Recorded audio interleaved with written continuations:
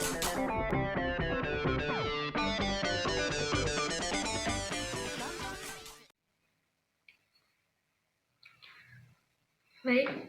Assalamualaikum warahmatullahi wabarakatuh. Perkenalkan, nama saya Mila Diati Isnaini. Saya dari kelompok 6 sebagai pemateri pertama. Jadi dari kelompok 6 akan menjelaskan tentang strategi dan manajemen distribusi fisik. Nah, sebelum kita beranjak kepada pendalaman materi tentang bagaimana strateginya dan bagaimana manajemennya, kita ketahui terlebih dahulu apa itu distribusi, ya. Jadi distribusi itu ada dua pendapat. Pengertiannya ada dua pendapat. Yang pertama menurut Holeson dan yang kedua menurut Ciptono dan Chandra. Pertama itu menurut Holeson. Nah, di sini Holeson berpendapat bahwa distribusi adalah saluran menyampaikan atau mengambil produk dari produsen ke konsumen. Dan itu arahnya itu sudah jelas. Dengan adanya distribusi, maka barang yang akan diambil, barang yang akan dikirimkan kepada dari produsen ke konsumen itu akan jelas, akan terarah. Seperti itu. Itu menurut Holeson. Dan yang kedua yaitu menurut Ciptono dan Chandra, bahwa distribusi adalah kegiatan pemasaran yang berusaha memperlancar dan mempermudah menyampaikan barang dan jasa dari produsen ke konsumen. Itu menurut Ciptono dan Chandra. Nah, dari pendapat kedua ahli tersebut tidak jauh berbeda ya, sama-sama arahnya untuk penyaluran barang lah dari produsen ke konsumen. Tuh. Nah, dan itu perlakuannya jelas, seperti jenis-jenisnya apa, kemudian jumlahnya berapa yang akan dikirimkan dari produsen ke konsumen, itu jelas. Maka itu namanya distribusi. Jadi distribusi ini sebuah cara untuk mengambil atau mempermudah menyampaikan barang dan jasa dari produsen ke konsumen. Itu namanya distribusi. Nah, dan yang kedua, setelah kita mengetahui apa itu distribusi, ada yang namanya distribusi fisik. Distribusi fisik adalah segala bentuk kegiatan untuk memindahkan barang dalam kuantitas atau dalam jumlah tertentu ke suatu tempat atau ke wilayah tertentu pula. Jadi distribusi fisik ini pemindahan barang berupa barang ya, karena kan fisik, berupa barang dengan jumlah tertentu ke suatu wilayah tertentu pula. Itu distribusi fisik. Nah, perpindahan fisik ini bisa berupa dari perpindahan barang dari produsen ke konsumen langsung, atau bisa dari pabrik atau dari sumber lah ya, dari sumber ke produsen untuk kemudian diproduksi barangnya. Itu bisa perpindahan fisiknya, jenis-jenisnya. Dan distribusi fisik ini sangat penting karena kalau tidak ada distribusi fisik, perekonomian itu tidak akan berjalan. Karena kan tidak ada pendistribusian, tidak ada pengiriman barang, tidak ada pengiriman produk. Apa yang mau didistribusi, apa yang mau dijalankan, apa yang mau diperjualbelikan, kan seperti itu. Mungkin itu saja dari saya sebagai pemateri pertama. Materi selanjutnya akan dijelaskan oleh pemateri kedua.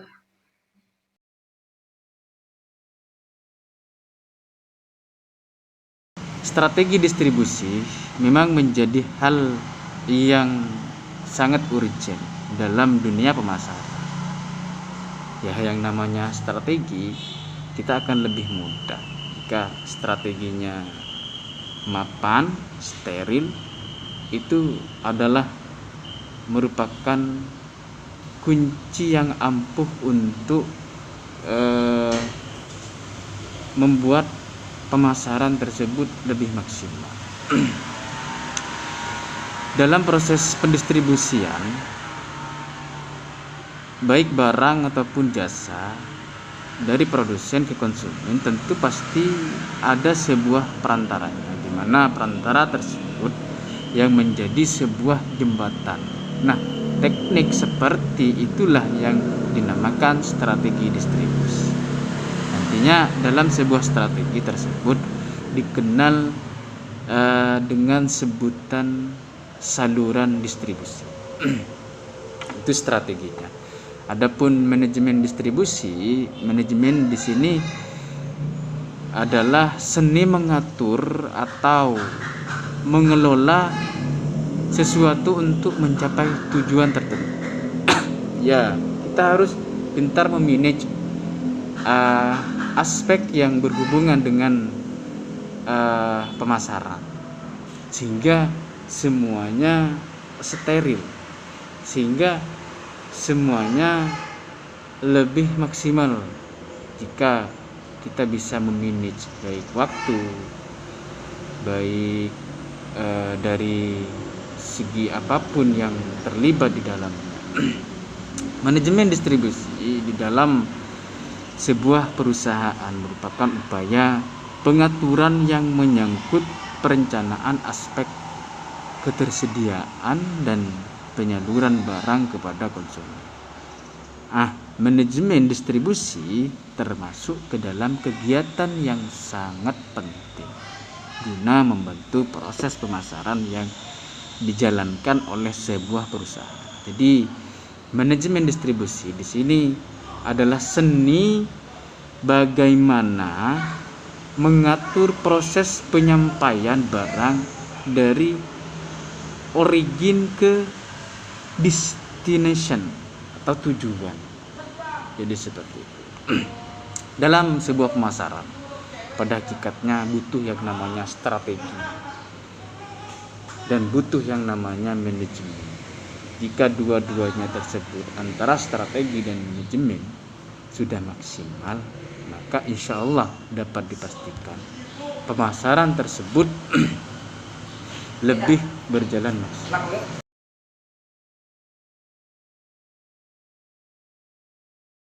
Strategi wishing di sini ada 3. Yang pertama strategi insentif, strategi selektif, dan juga strategi eksklusif.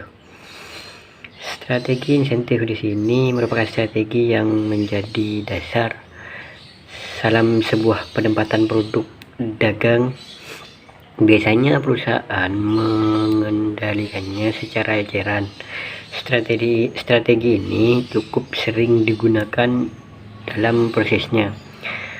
Produsen terlebih dahulu harus melihat pasaran yang sering digunakan. Biasanya yang paling sering digunakan itu kebutuhan produk rumah tangga. Selanjutnya ada strategi selektif. Strategi ini bertujuan untuk memberikan dampak terbaik dalam sebuah produksi barang tertentu. Perbedaannya dengan strategi insentif adalah dalam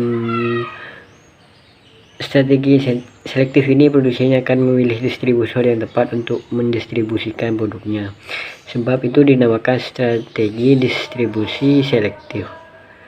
Hal itu dilakukan sebagai langkah yang efektif guna memberikan hasil atau dampak pada produk dagang yang sedang disalurkan. Yang terakhir ada strategi eksklusif.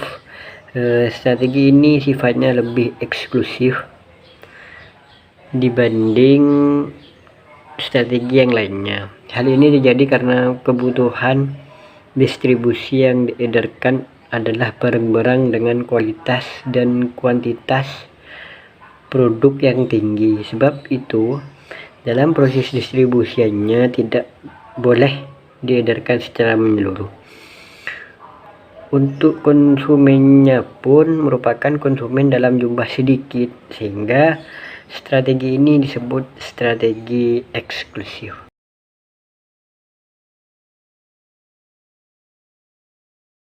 Tugas-tugas manajemen produksi gitu kan, manajemen distribusi. Tugas manajemen distribusi yaitu pertama adalah lokasi persediaan dan perdagangan. Kita tahu pasti bahwasanya seorang manajer itu menentukan saya akan semisal perusahaan ini enaknya gitu kan, perusahaan ini distribusinya itu tempat persediaan barangnya dan perdagangannya itu tepatnya di mana gitu kan, sehingga antara konsumen, tempat produksi dan distributor itu enak gitu kan. Itu pertama. Yang kedua, penanganan barang di sini gitu kan, itu harus melihat dari produsen, konsumen, dan juga distribusi gitu kan, distributor gitu kan, yang mana hal ini harus seimbang gitu kan. Nah, penanganan barang di sini gitu kan juga terkaitan dengan kualitas barang dan juga ketersediaannya.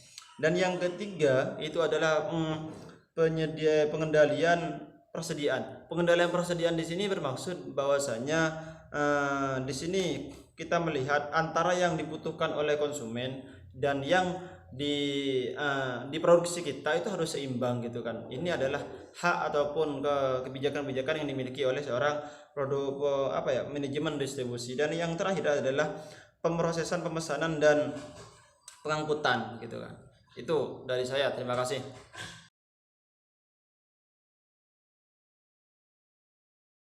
Ini saya akan menjelaskan tentang fungsi distribusi fisik. Fungsi distribusi fisik di sini ada 6, yaitu yang pertama transportation, yakni memilih cara yang tepat untuk memindahkan barang ke tempat yang jaraknya jauh. Alternatif mode angkutan dapat meliputi kereta api, truk, kapal, pesawat, atau memakai jaringan pipa khusus. Yang kedua, inventory sentral ialah pemilihan alternatif apakah penyimpanan harus dilakukan tersebar atau terpusat. Yang ketiga, stock dan warehousing, yakni penyimpanan barang untuk sementara menunggu untuk dijual atau dikirim lebih lanjut. Yang keempat, material handling ialah pemilihan alat yang tepat untuk memindahkan barang ke tempat yang dekat, seperti ke kendaraan, ke rental store, ke gudang, dan sebagainya. Yang kelima, protective packaging ialah penentuan wadah barang supaya terhindar dari berbagai kerugian yang timbul selama proses pengiriman. Yang terakhir, yaitu yang keenam, border processing, yakni kegiatan-kegiatan seperti mempersiapkan dokumen, penentuan syarat-syarat pengiriman, dan lain sebagainya.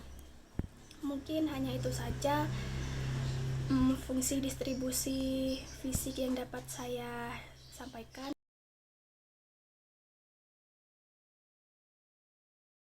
Saya sebagai pemateri terakhir akan menjelaskan tentang tujuan distribusi fisik. Tujuan distribusi fisik dibagi 3 macam. Yang pertama yaitu pemberian pelayanan kepada para pelanggan sebaik dan senyaman mungkin. Pelayanan yang dimaksud mencapai waktu siklus pesanan rata-rata dari rentang waktu dan frekuensi yang cukup memadai. Yang kedua, menghemat biaya keseluruhan untuk pemberian pelayanan hingga titik minimum yang mungkin, dengan cara mengurangi hingga mencapai titik minimum pemesanan yang dikembalikan. Jika pengembalian pesanan terjadi, mengurangi banyaknya waktu dalam pengiriman barang yang dikembalikan. Yang ketiga atau yang terakhir, merealisasi rencana laba dengan melaksanakan pelayanan kepada pelanggan dan meminimalkan biaya. Salah satu di antaranya dengan mengurangi sejauh mungkin persen pesanan yang dikirimkan yang berisi barang-barang yang rusak, cacat, atau tidak memenuhi syarat perjanjian dalam pesanan. Mungkin itu saja yang bisa saya jelaskan, kurang lebihnya mohon maaf.